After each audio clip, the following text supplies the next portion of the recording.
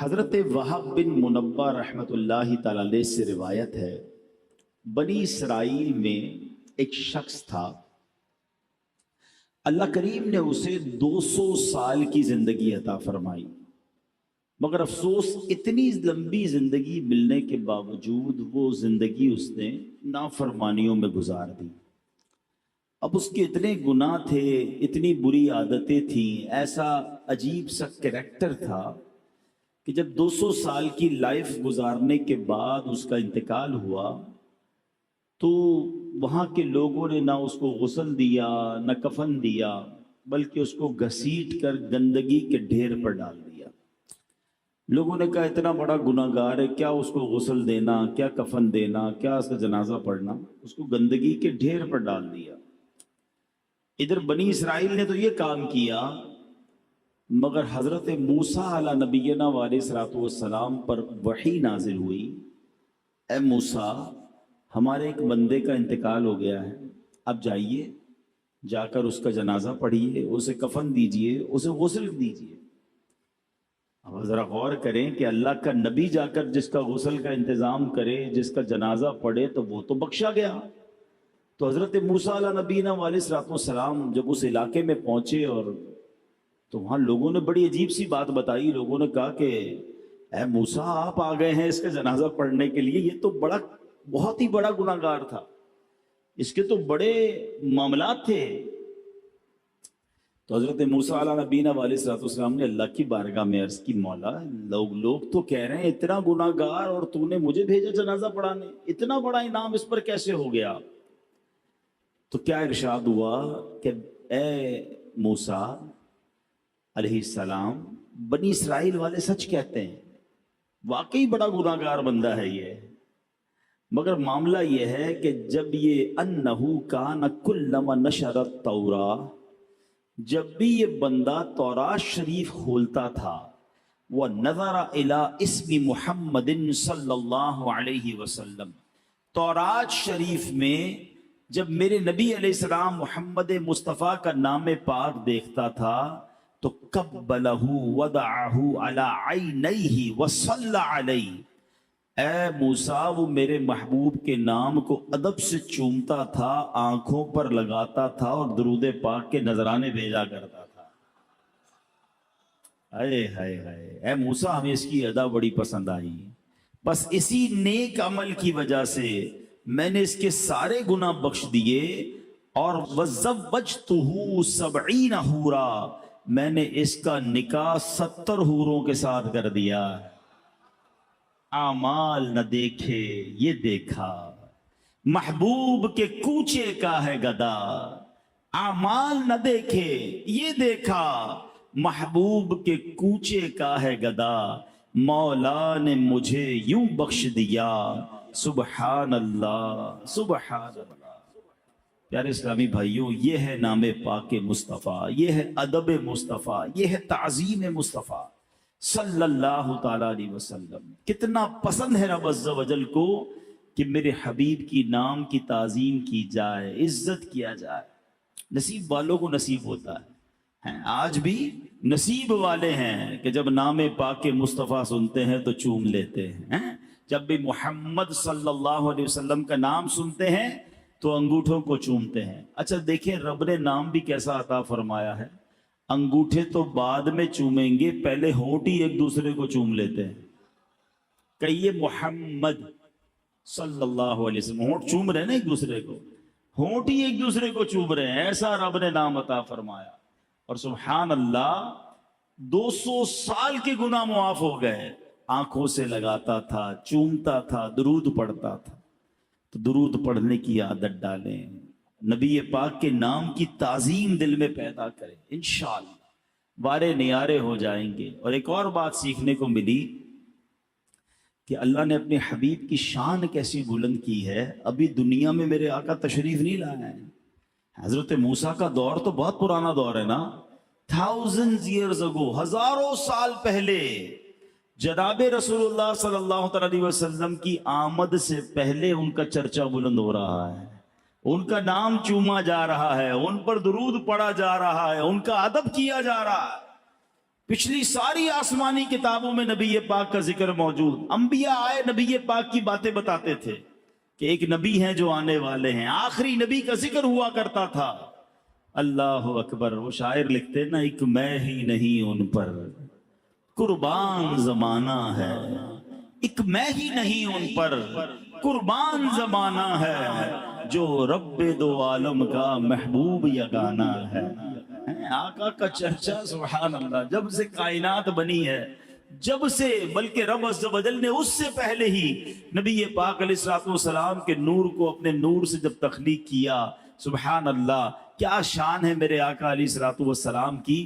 تو پھر کیوں نہ ان سے محبت کی جائے، کیوں نہ ان پر درود پاک پڑھتے رہے. آئیے مل کر محبت کے ساتھ درود پاک پڑھ لیں. صلو علی الحبیب صلی اللہ تعالی علی محمد صلی اللہ علیہ وسلم. یہ انگوٹھے چومنے میں بھی کچھ لوگ کنفیوز ہوتے ہیں، یا تو کنفیوز ہوتے ہیں یا کنفیوز کیے جاتے ہیں. ان چیزوں میں کنفیوز نہ ہوا کرو. ہاں ٹھیک ہے. میں چلیں ایک آپ کو روایت بھی سنا دوں. مقاصد الحسنہ میں ہے ایک مرتبہ اذان ہو رہی تھی. جب مؤذن نے اذان میں کہا اشہد ان محمد رسول اللہ صلی اللہ تعالی علیہ وسلم، تو عاشق اکبر، سب سے بڑے عاشق نبی پاک علیہ الصلوۃ والسلام کے حضرت ابوبکر صدیق رضی اللہ تعالیٰ عنہ نے جیسے مؤذن نے کہا ویسے ہی ان الفاظ کو ریپیٹ کیا، دہرایا، اور پھر اپنے دونوں انگوٹھے چوم کر اپنی آنکھوں سے لگائے. اب نبی پاک علیہ الصلوۃ والسلام کی ملاحظہ فرما رہے تھے. پیارے آقا دیکھ رہے تھے کہ صدیق اکبر نے ایسا کیا ہے. نبی پاک نے منع نہیں کیا، روکا نہیں کہ اے ابوبکر یہ کیا کر رہے ہو، بلکہ سنو کیا فرمایا. فرماتے من فعل مثل ما فعل خلیلی فقد حلت علیہ شفاعتی، یعنی میرے پیارے دوست نے ابھی جیسے کیا ہے ایسے اگر کوئی بندہ کرے گا تو میری شفاعت اس کے لیے حلال ہو گئی. ہاں یہ نصیب والوں کا حصہ ہے. امام حسن مجتبی فرماتے ہیں جب مؤذن کہے اشہد ان محمد رسول اللہ صلی اللہ تعالی علیہ وسلم، اور جو بندہ یہ سن کر کہے مرحبا بحبیبی وقرۃ عینی محمد بن عبد اللہ، پھر دونوں انگوٹھوں کو چوم کر آنکھوں پر رکھے، وہ بندہ کبھی اندھا نہ ہوگا، اس کی آنکھیں نہ دکھیں گی. ارے یہ تو آنکھوں کا نور بڑھانے کا نسخہ ہے اور یہ محبت کا ایک انداز ہے، تو اس میں کس بات کا شرمانا ہے. تو نبی پاک سے محبت کیجئے، پیارے آقا کے نام سے محبت کیجئے، اور جب جب نام محمد صلی اللہ تعالی علیہ وسلم سنیں محبت کے ساتھ اس کو چوم کر آنکھوں سے لگائیں، اس کی برکتیں حاصل ہوں گی. شاعر لکھتے ہیں نا لب پر آ جاتا ہے جب نام جناب، منہ میں گھل جاتا ہے شہد نایاب. لب پر آ جاتا ہے جب نام جناب، منہ میں گھل جاتا ہے شہد نایاب. وجد میں ہو کے ہم اے جاں بیتاب اپنے لب چوم لیا کرتے ہیں. لب خود ہی چوم لیتے ہیں نا ایک دوسرے کو. محمد جب کہتے ہیں تو سبحان اللہ لب ایک دوسرے کو چوم لیا کرتے ہیں. لوح بھی تو قلم بھی تو تیرا وجود الکتاب، گنبد آبگین رنگ تیرے محیط میں حباب، عالم آب و خاک میں تیرے ظہور سے فروغ، ذرہ ریگ کو دیا تو نے طلوع آفتاب. ذرا اس مصرے کو سمجھیے گا. ذرہ ریگ کو دیا، ذرہ ریگ یعنی ریگستان کا ایک ذرہ ہے. اتنی ساری ریت ہوتی ہے ریگستان میں، مگر اس ذرہ ریگ کو اگر نبی پاک سے نسبت ہو جائے تو وہ طلوع آفتاب بن جاتا ہے.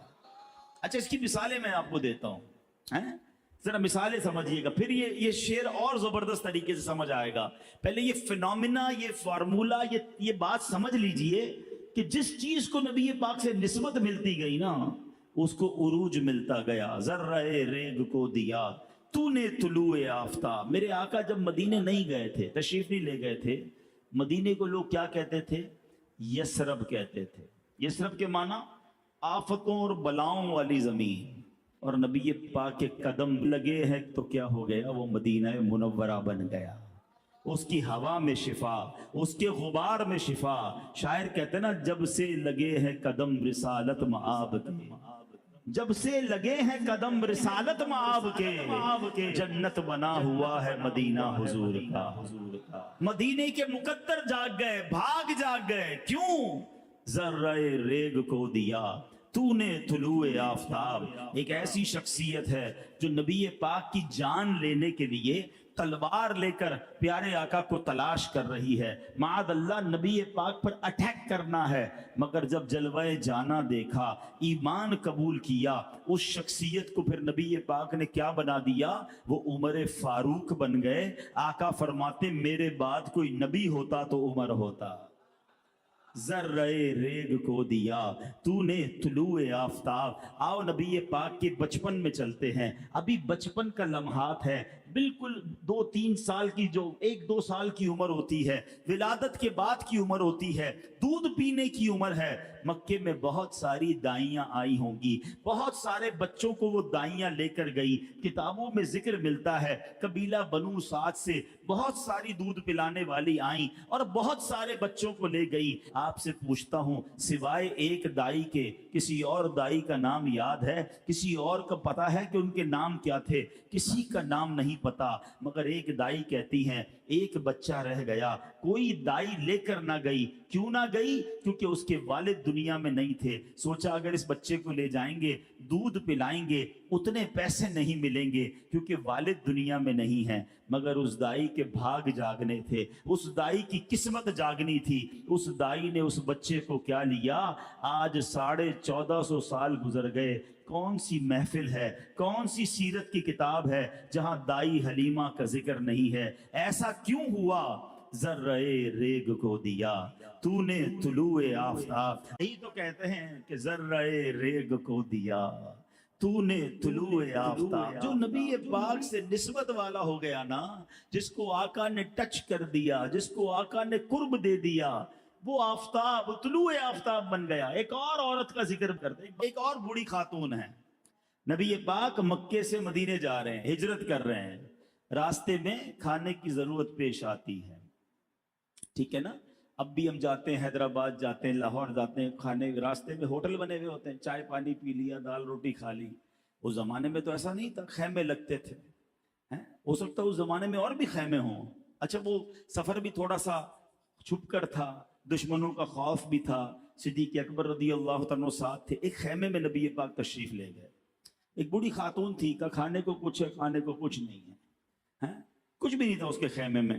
تو نبی پاک نے دیکھا ایک ایسی لاغر سی بکری ہے جو بالکل جس کو کہتے ہیں سوکھی ہوئی ہے۔ آقا نے فرمایا میں اس کا دودھ نکال لوں؟ کہا حضرت کافی عرصہ ہوا اس نے دودھ دینا چھوڑ دیا ہے۔ نبی پاک نے فرمایا مجھے اجازت دے دو، میں نکال لیتا ہوں۔ تو ٹھیک ہے، آپ نکال سکتے تو نکال لیں۔ نبی پاک نے ہاتھ پھیرا، بسم اللہ پڑھ کر اس کے تھنوں میں دودھ آ گیا، دودھ دویا، پیارے آقا نے دودھ پیا، صدیق اکبر نے دودھ پیا، غلام اور ساتھ تھا اس نے بھی دودھ پیا۔ اس خاتون کے خیمے میں جتنے برتن سے تبھی دودھ سے بھر گئے ہیں۔ ان کے شوہر واپس آئے، کہتے اے ام معبد، ان کا نام تھا ام معبد، وہ شوہر کا نام کیا تھا؟ ابو معبد۔ کہتے اے ام معبد، یہ ہمارے خیمے کی حالت کیسے بدل گئی؟ وہ کہتی ایک مبارک ہستی آئی تھی، نام بھی نہیں پتا تھا انہیں نبی پاک، اور ان کا ایک مبارک ہستی آئی تھی، بڑا حسین چہرہ تھا، بڑا نرالا چہرہ تھا، وہ آئے ہمارے بھاگ جگا کر چلے گئے۔ آپ کو پتہ ہے حضرت ام معبد نے نبی پاک کا ایک حلیہ بیان کیا۔ ہاں، یہ علماء بیٹھے ہیں، ہر سیرت نگار نے جب جب نبی پاک کا حلیہ لکھا نا، حدیث کی کتابوں میں، سیرت کی کتابوں میں، اس خیمے والی کے الفاظ ضرور لکھے جاتے ہیں، کیونکہ اس شاندار انداز میں موتیوں کی مانند اس نے نبی پاک کا ذکر کر دیا کہ سبحان اللہ، آج 1450 سال گزر گئے ہیں، جب جب نبی پاک کا حلیہ بیان کیا جاتا ہے ام معبد کا ذکر ضرور کیا جاتا ہے۔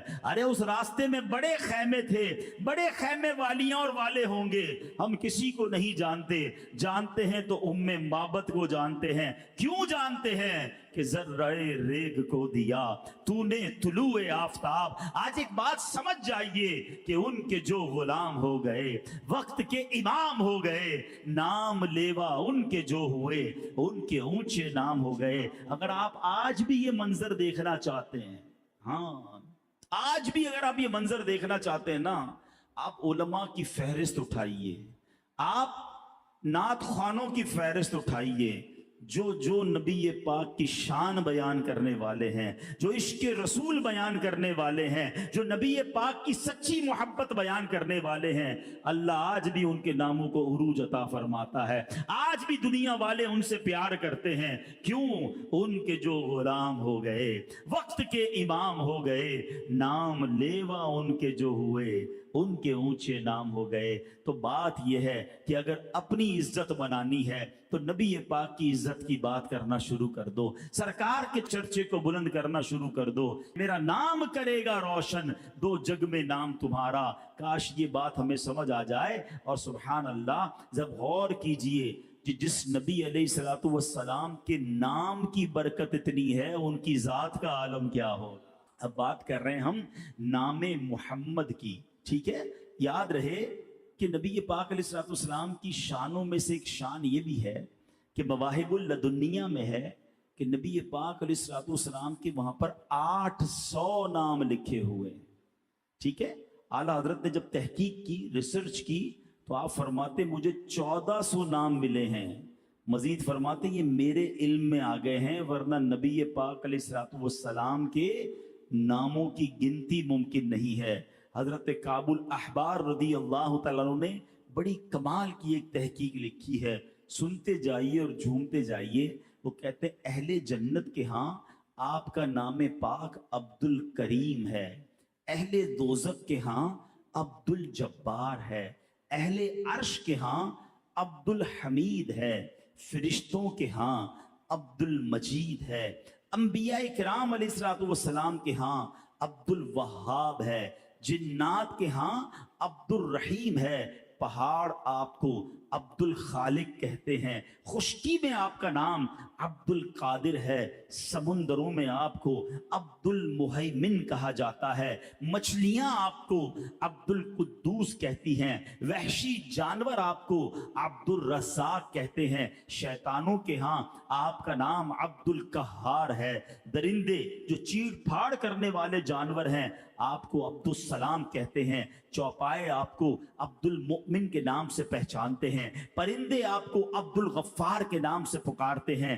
اللہ پاک کے ہاں آپ کا نام مبارک طٰہٰ ہے، اور مومنوں کے ہاں سب سے مشہور و معروف نام محمد ہے، اور آپ کی کنیت ابو القاسم ہے، کیونکہ آپ جنت تقسیم کرنے والے ہیں۔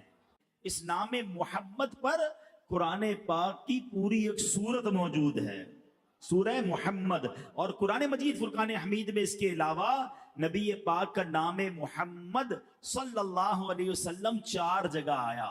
پارہ 4 سورہ آل عمران آیت نمبر 144، پارہ 22 سورہ احزاب آیت نمبر 40 میں، پارہ 26 سورہ محمد آیت نمبر 2 میں، پارہ 26 سورہ فتح آیت نمبر 29 میں۔ ایک پیاری سی آیت سنو، کس انداز میں رب نبی پاک کے نام کو بیان فرما رہا ہے۔ قرآن فرماتا ہے بسم اللہ الرحمن الرحیم، ما کان محمد ابا احد من رجالکم ولکن رسول اللہ وخاتم النبیین وکان اللہ بکل شیء علیما۔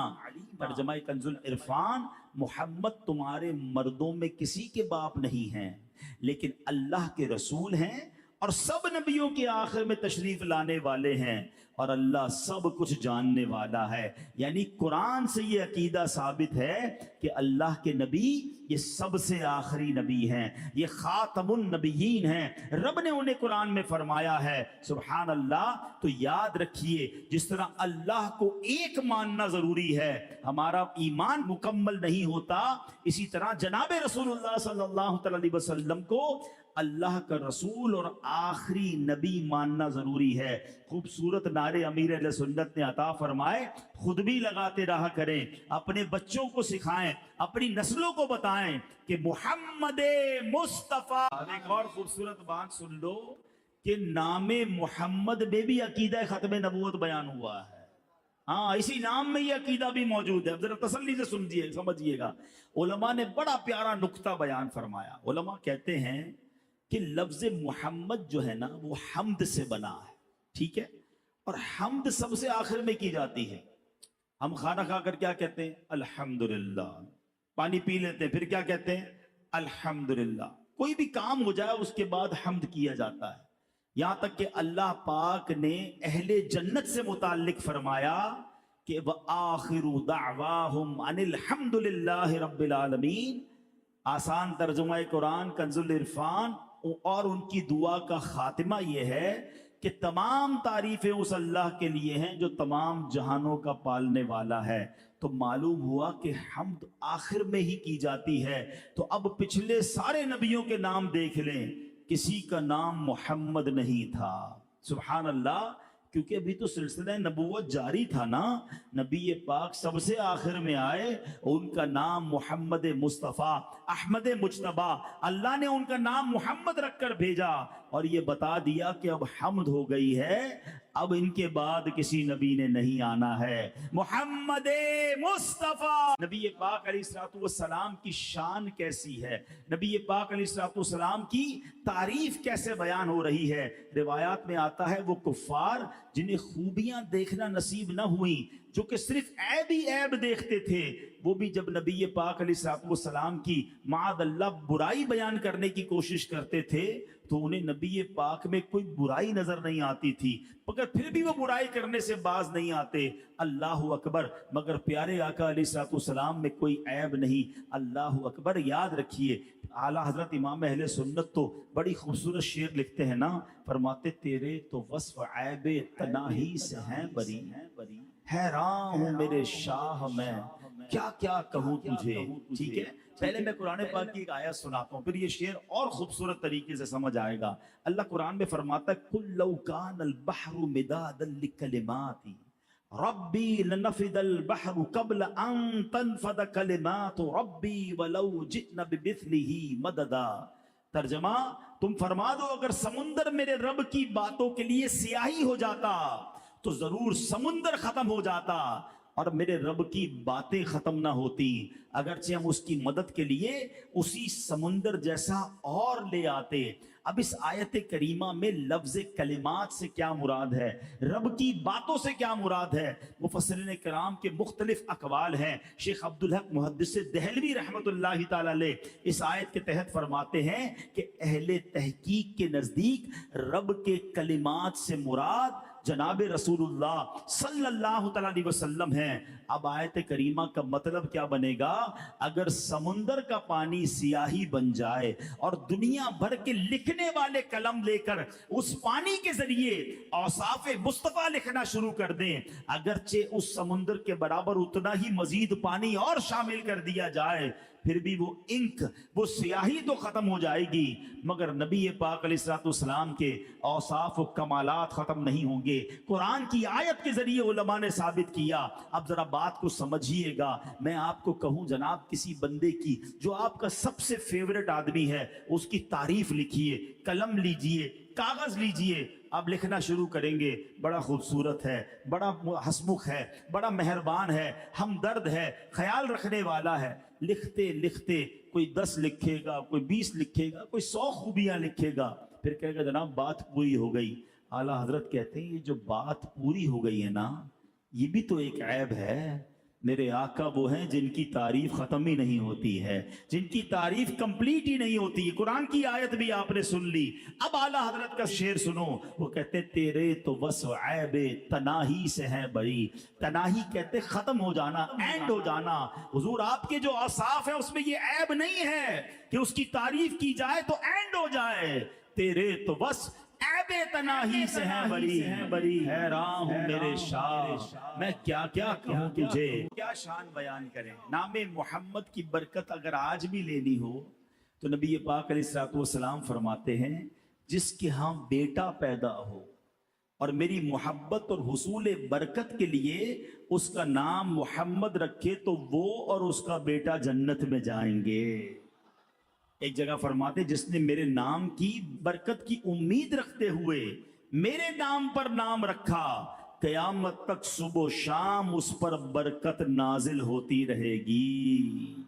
رکھو لاحد میں جس دم عزیزوں، رکھو لاحد میں جس دم عزیزوں، مجھ کو سنانا نام محمد، مجھ کو سنانا نام محمد، پڑھتی درود دوڑے گی حوریں، پڑھتی درود دوڑے گی حوریں، لاشا جو لے گا نام محمد، لاشا جو لے گا نام محمد۔ کیسا نام محمد ہے، سبحان اللہ۔ امام عطا رحمت اللہ تعالی علیہ فرماتے ہیں جو بیٹوں کے تمنائی ہیں کہ جو چاہے کہ اس کی عورت کے حمل میں لڑکا ہو تو اسے چاہیے کہ اپنا ہاتھ عورت کے پیٹ پر رکھ کر کہے اگر یہ لڑکا ہوا تو میں نے اس کا نام محمد رکھا، انشاءاللہ اس کے ہاں لڑکا پیدا ہوگا۔ کیا نام ہے میرے آقا علیہ الصلوۃ والسلام کا، سبحان اللہ۔ اب یہاں ایک بات سمجھنی، اعلیٰ حضرت کا بھی یہ طریقہ اور عاشق اعلیٰ حضرت امیر اہل سنت کا بھی یہ طریقہ ہے کہ جب کہ کسی کو ان سے نام پوچھتا ہے نا کہ حضرت بچے کا نام رکھ دیں تو نام محمد رکھتے ہیں، مگر پکارنے کے لیے پھر کوئی اور نام رکھ لے تاکہ نام کا ادب رہے۔ یہ بھی ضروری ہے، اگر گھر میں نام محمد رکھنا ہے تو پھر اس کا ادب بھی کرنا ہے، تو نام محمد رکھ لیں۔ اب پکارنے کے لیے احمد رضا رکھ لیں، بلال رضا رکھ لیں، اور بھی بہت سارے نام، صحابہ کے نام، اولیاء کے نام۔ نام محمد پکارنے کے لیے کچھ اور رکھیں، کیونکہ مولا علی مشکل کشا سے مروی ہے کہ پیارے آقا علیہ الصلوۃ والسلام نے فرمایا جب تم بیٹے کا نام محمد رکھو تو اس کی عزت کرو اور مجلس میں اس کے لیے جگہ کشادہ کر دو اور اس کی نسبت برائی کی طرف نہ کرو۔ تو نام محمد ضرور رکھنا چاہیے، مگر پھر پکارنے کے لیے کوئی اور نام رکھے، انشاءاللہ اس بچے کے نام کی برکت سے آپ کو بھی برکتیں نصیب ہوں گی۔ تو اے میرے پیارے اسلامی بھائیوں، یہ ہے میرے آقا علیہ الصلوۃ والسلام کے مبارک نام، یہ ہے تعظیم مصطفیٰ، یہ ہے محبت مصطفیٰ۔ اب ذرا سوچئے جس نبی کے نام کا یہ عالم ہے، اس نام کی برکتوں کا یہ عالم ہے، تو جس کے دل میں عشق مصطفیٰ ہو اس کو انشاءاللہ کیسی کیسی برکتیں ملیں گی۔ پتہ ہے نبی پاک سے محبت اگر پتھر کرے نا، ہاں پتھر محبت کرے تو وہ جنت میں چلا جاتا ہے نا، عجیب بات۔ ہاں ایک ایسا پہاڑ ہے دنیا میں جو جنتی پہاڑ ہے، دعا کرو اللہ آپ کو مجھے اس پہاڑ کی زیارت بار بار نصیب فرمائے۔ وہ پہاڑ کہاں ہے؟ وہ مدینے میں ہے۔ ہائے ہائے، جب یہ نہیں کہتے جسے دیکھنی ہو جنت وہ مدینہ دیکھا ہے، مدینے میں بہت ساری چیزیں جو جنتی چیزیں ہیں، ریاض الجنہ وہاں پر ہے، جنتی وادی وہاں پر ہے، پھر جنتی پہاڑ جبل احد، جبل احد پر جبل احد پر ہونے والا ایک معجزہ، نبی پاک کا علم غیب بھی آپ کے سامنے آ جائے گا۔ پھر جبل احد کی تعریف بیان کرتا ہوں، کچھ مدینے کا بھی ذکر ہو جائے نا، پھر انشاءاللہ بیان ختم کرتے ہیں۔ میرے آقا علیہ الصلوۃ والسلام ایک بار جبل احد پر تشریف لے گئے، تو پیارے آقا علیہ الصلوۃ والسلام کے ساتھ حضرت ابوبکر صدیق بھی ہیں، حضرت عمر فاروق بھی ہیں، حضرت عثمان غنی بھی ہیں۔ جیسے ہی نبی پاک جبل احد پر گئے تو احد پہاڑ جھومنے لگا، عشق کی زبان میں جھومنے لگا، ویسے اس پہ زلزلہ آ گیا۔ حدیثوں میں کیا لکھا ہے؟ زلزلہ آ گیا۔ اچھا آج کتنی سائنس نے ترقی کر لی ہے، مگر ارتھ کوئک، زلزلہ آ جائے تو کوئی نہیں روک سکتا، بڑے بڑے ملک تباہ ہو جاتے ہیں، پل گر جاتے ہیں، بلڈنگیں گر جاتی ہیں، اللہ تعالیٰ بچائے۔ زلزلے کا علاج کسی کے پاس نہیں ہے، مگر سنو کیا ہوا، میرے آقا کی شان دیکھو، نبی پاک نے احد پہاڑ کو ٹھوکر لگائی، فرماتے اے احد رک جا، تجھ پر ایک نبی، ایک صدیق اور 2 شہید موجود ہیں۔ یہ سیاہ ستہ کی کتابوں میں حدیث موجود ہے، ٹھیک ہے نا؟ جو لوگ ریفرنس پوچھتے رہتے ہیں نا کہ جناب یہ بتائیں کہ نبی پاک کے پاس علم غیب تھا کہ نہیں، سنو اس حدیث میں ایک تو پہلے نبی پاک کی قدرت، نبی پاک کی طاقت، اللہ نے کیسی اتھارٹی دی کہ ارتھ کو ایک زلزلے کو ٹھوکر لگاتے ہیں، پہاڑ رک جاتا ہے، زلزلہ رک جاتا ہے۔ آج کی سائنس نہیں روک سکتی ہے، میرے آقا کی ٹھوکر روک دیتی ہے۔ سیدی اعلیٰ حضرت کہتے ہیں ایک ٹھوکر میں احد کا زلزلہ جاتا رہا، ایک ٹھوکر میں احد کا زلزلہ جاتا رہا، رکھتی ہیں کتنا وقار اللہ اکبر ایڑیاں، ارے میرے آقا کی ایڑیوں کی یہ شان ہے۔ اب جناب ایک سوال یہ پیدا ہوتا ہے، آقا احد سے فرماتے کیا ہیں؟ اے احد تجھ پر ایک نبی، ایک صدیق اور 2 شہید موجود ہیں۔ نبی کون ہے؟ خود نبی پاک علیہ الصلوۃ والسلام۔ صدیق کون موجود تھے؟ حضرت ابوبکر صدیق موجود تھے۔ 2 شہید کون ہیں جناب؟ حضرت عمر، حضرت عثمان تو ساتھ کھڑے ہیں، شہید تو نہیں ہوئے، زندہ ہیں، حیات ہیں، ظاہری حیات سے متصف ہیں۔ اس کا مطلب کیا ہے؟ آقا جانتے تھے یہ 2 شہید ہونے والے ہیں۔ جو ہو چکا ہے، جو ہوگا حضور جانتے ہیں۔ میں حدیث پڑھ کے سنا رہا ہوں، پھر کس بات کی ٹینشن ہے، پھر کس بات کا خوف ہے؟ تو یہ بات کلیئر ہو گئی۔ یہ تو احد پہاڑ پہ نبی پاک کی ایک شان ظاہر ہوئی، لیکن خود نبی پاک احد کے بارے میں پتہ کیا فرماتے ہیں؟ احد مجھ سے محبت کرتا ہے، میں اس سے محبت کرتا ہوں، یہ میرے ساتھ جنت میں جائے گا۔ علماء نے بڑی پیاری ڈیبیٹ کی ہے کہ احد تو بے جان پہاڑ ہے، پہاڑ نبی پاک سے محبت کرے وہ جنت میں جائے گا، امتی محبت کرے تو کیوں نہ جنت میں جائے گا۔ سچی محبت کرنی ہے۔ یہ جو بیانات ہوتے ہیں نا، عشق رسول بڑھانے کے لیے ہوتے ہیں۔ نبی پاک کی شان ہم کیوں سنتے ہیں بار بار؟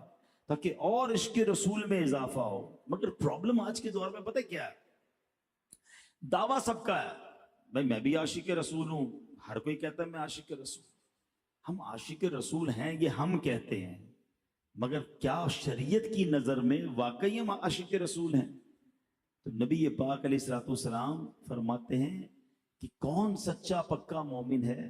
فرمایا کہ تم میں سے اس وقت تک کوئی کامل نہیں مومن نہیں ہو سکتا، لا یؤمن احدکم حتی اکون احب الیہ من والدہ وولدہ والناس اجمعین۔ آقا فرماتے تم میں سے کوئی اس وقت تک کامل مومن نہیں ہو سکتا جب تک میں اس کے نزدیک، اس کی اولاد، اس کے والد، بلکہ تمام لوگوں سے زیادہ محبوب نہ ہو جاؤں۔ تو عشق رسول کا دعویٰ تو ہے، مگر ریکوائرڈ کیا ہے، مطلوب کیا ہے؟ کہ سب سے اعلیٰ، سب سے زیادہ ہمارے لیے اگر کوئی ذات ہے، کسی کا حکم ہے، کسی کا آرڈر ہے، تو وہ جناب رسول اللہ صلی اللہ تعالی علیہ وسلم ہے۔ مگر کیا واقعی ایسا ہے؟ یہ ہم نے چیک کرنا ہے۔ صرف نعرے لگانے سے تو عاشق رسول نہیں بن جائیں گے نا، کہ غلامی رسول میں موت بھی قبول ہے، نہ ہو جو عشق مصطفیٰ تو زندگی فضول ہے۔ نعرہ بہت اچھا ہے، مجھے بھی بہت پسند ہے، مگر یہ سمجھ نہیں آتا کہ جو کہتا ہے کہ غلامی رسول میں موت بھی قبول ہے، اس کو نماز قبول نہیں ہے، اس کو حرام روزی چھوڑنا قبول نہیں ہے، اس کو والدین کی نافرمانی چھوڑنا قبول نہیں ہے، اس کو بے حیائی اور برے کام چھوڑنا قبول نہیں ہے، موت قبول ہے۔ خود سوچے نا، کیا میری لائف سٹائل عشق رسول والا ہے، غلامی رسول والا ہے؟ تو بری دوستیاں چھوڑیں، برے ماحول سے دور ہو جائیں۔ دعوت اسلامی کا ماحول ہے نا کہ جہاں الحمدللہ عشق رسول کی بات